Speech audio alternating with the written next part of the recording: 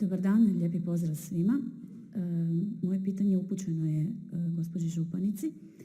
Naime, do 1. listopada ove godine bio je na javnom savjetovanju prijedlog zakona o upravljanju nekretninama i pokretninama u vlasništvu Republike Hrvatske.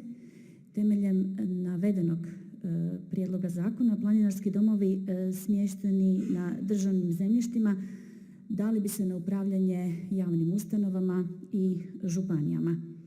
Bez, naravno, ikakve ingerencije planinara, planinarskih društava i Hrvatskog planinarskog saveza.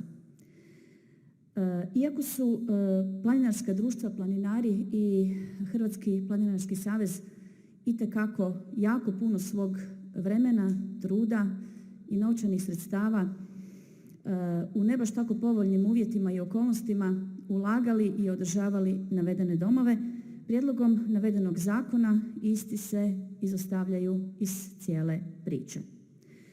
Štoviše, u slučajevima gdje se to već dogodilo, to jest u slučajevima kada je upravljanje planinarskim domom bilo povjereno javnoj ustanovi, a tu imamo primjer Planinarskog doma na Risnjaku koji je pod ingerencijom javne ustanove Nacionalni park Risnjak, navedeni planinarski dom ne radi, s obzirom na to da javna ustanova očito upravljajući navedenim domom nije mogla organizirati rad u planinarskom domu.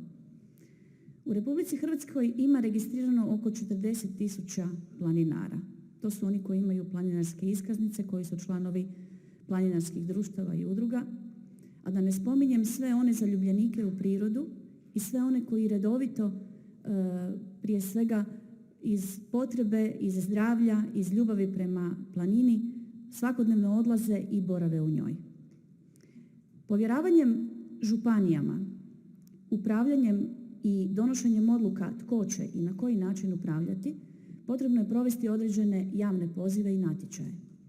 Na takve javne pozive i natječaje, naravno, može se javiti svatko. Mogu se javiti svi oni koji su zainteresirani da obavljaju određene djelatnosti u tim planinarskim domovima, a samim time dolazimo do situacije da će isti biti komercijalizirani.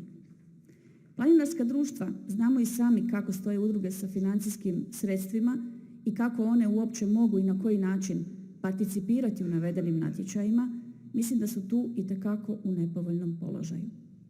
To se osobito odnosi na one planinarske domove koji su dostupni automobilima i koji će, po mome mišljenju, biti izuzetno atraktivni određenim ugostiteljima i privatnim poduzetnicima.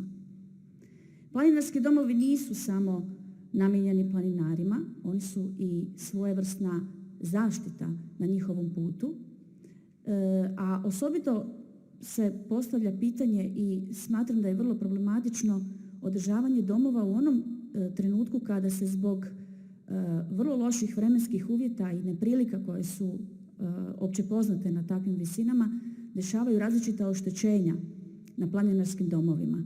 Planinari su tu prije svega vrlo dobro organizirani. Oni već jako dobro znaju kako i na koji način se brinuti o tome, a s obzirom da županije podliježu postupcima javnih nabava i svih mogućih procedura, smatram da će to itekako negativno utjecati na samo održavanje. Županice, znate li koliki broj planinarskih domova na području Karlovačke županije se nalazi u vlasništvu Republike Hrvatske, a koje bi potencijalno, ukoliko naravno zakon stupi na snagu, došli pod ingerenciju županije i kako i na koji način ćete njima upravljati? Hvala vam lijepo.